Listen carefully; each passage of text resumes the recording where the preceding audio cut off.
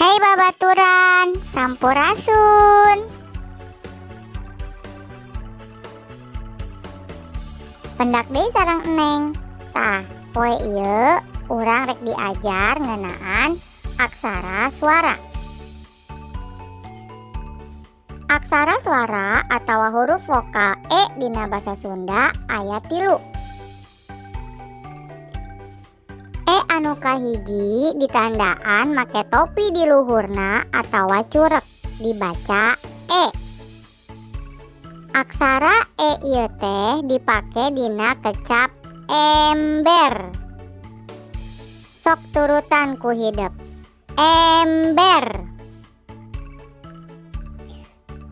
E anu kadua E biasa, dibacana E.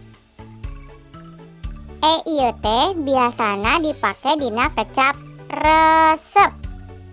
Sok turutan ku hideep. Resep. E anu katilu E na teh dibarengan E jeung U, dibacana E. Aksara E biasana dipake dina kecap cedem. Sok ku hideep diturutan. Cedem. Sakali deui. Cedem. Tah babaturan, poe ieu urang diajar aksara suara E jeung E. Hayu urang ucapkeun deui babarengan. Sok diturutan. E. Ucapkeun deui.